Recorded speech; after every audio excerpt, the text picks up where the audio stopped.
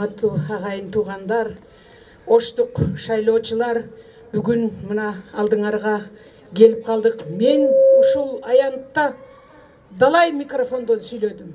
Далай жолу кайрылдым силерге. Жакшы күндөрдө дагы, оор күндөрдө дагы, кыйынчылык башка түшүп турганда дагы, бири-бирибизден коркуп, чочулап турган күндөрдө дагы мен ушул аянтта болдум. Бул аянт мен үчүн ак жолтой. Бүгүн силердин астыңарга мен Азаттык партиясы менен биринчи жолу келип аткан жокмун. Азаттык партиясы менен 15-жылда келгем. Силердин алдыңарда сүйлөгөм. Силер мени билесиңер, урматтуу агайын туугандар. Бүгүн мен эмне үчүн Азаттык партиясы менен келдим? Мына азыр заманыбыздын залкары деп койсок, саясаттын негиздөөчүсү биздин Кыргыз мамлекети Союздан бөлүнүп чыккандагы мамлекетти түптөөчүлөрдүн бири улуу агабыз, легендарлуу парламенттин спикери Медеткан Шеримкулович жакшы айтып кетти. Мен ушул кишилерди көрүп туруп, ушулардын катарында болуп, артыбыздан бир жакшы жаштарды мына улуу муундардын катарына кошуп кетейли деп, анча-мынча акылыбызды айтып кетейли деп, мен ушуларды менен кошо шайлоого аттандым. Урматтуу туугандарым, Кыргызда абдан накыл сөздөр жөн жеринен айтылган эмес да, турмуштан алынган. Мындай деген бир сөз бар. Түгөнгөн сайын түтөгөн, түпкүрүндө күчөгөн. Кыргыздар кыйын эл экен, кыйналган кезде бириккен деп. Биз жай турмушта ар кимибиз өз окатыбызды өткөзүп жүрө беребиз. Анан ушундай орчундуу мезгил келгенде биз бир муштум болуп чогулуп, ынтымакка келгенди жакшы өздөштүргөн калкпыз.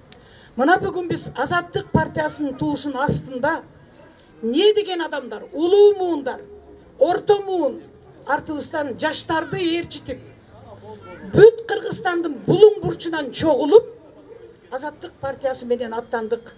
Медеткан Шеримкулович туура айтты. Жаңы конституция боюнча бийлик бир колго топтолду. Аны эл өзү каалады. Эл ошого добуш берди. Элдин эркине каршы чыкпашыбыз керек. Бирок өзүңөргө белгилүү болгондой азыр өкмөт да жок, аткаруу бийлиги жок, ал президенттин колуна өттү. Бирок бир адамды бийликти өзүңөр билесиңер, бийлик деген бийлик экен. Ар кандай жолго тартып кетет экен. Ошону мыйзам чегинде, сындап чукулап эмес, мыйзам чегинде. Могул жерден кичине кыйшайып кеттиң, бул жолго түшүп кой, мыйзамды карап кой деп айтып деп тура турган күчтүү парламенттин курамы болбосо, бул бийлик опурталдуу болуп калары көрүнүп турат. Аны айтып эле коюш керек. Ошон үчүн урматтуу агайын туугандар, өзүңөр карап көрсөңөр, Азаттык партиясында абдан билимдүү, тажрыйбалуу, элдин эсинде өзүнүн өзгөчө мүнөздөрү менен калган инсандар кетип атат. Ошол эле мезгилде көкүрөгүндө мекенчил, идеяга бай, күчү, эрки ашып ташып турган жаштарды артынан ээрчитип келе жатат. Мен ошон үчүн ойлойт элем, урматтуу агайын туугандар, шайлоо бул тандоо. Тандагылагын, абдан карагылагын. Шайлоонун быйылкы шайлоо өзгөчө өтүп атат. Өзүңөргө белгилүү болгондой, мурдагыдай басым кысым анча байкалбай турат. Ушул жолу өзүңөрдүн эркиңерден пайдаланып, шайлоону таза, калыс тандап алганды үйрөнөйлү, ошол жолго түшөйлү. Кандай адамдарды тандасаңар, ошондой парламент келет. Өкүнүп калбагыла. Өзүңөр ат койдуңар парламентке. Өзүңөр ар кандай парламентке сынайттыңар буга чейинкилерге. Бирок ошону да өзүңөр тандагансыңар. Бул жолу ошондой калпыстыктан алыс болгула. Урматтуу агайын туугандар, мен ишенем, калыс тандоо жүргүзөсүңөр. Анткени авир арнамыз сатылбагандай эле добуш дагы сатылбайт. Бийлик силердики. Партиядан силер добуш берип ишеним көргөзгөн ар бир атуу силердин парламентте отурган гана өкүлүңөрбүз. Ошон үчүн туура тандагыла өкүлдөрдү.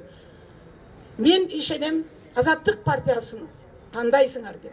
Азаттыкка добуш бергиле. Бюллетендеги номеру 10. 10 Азаттык партиясына. Анын ичинен тандаган көңүлүңөргө жаккан кандидатка добуш бергиле.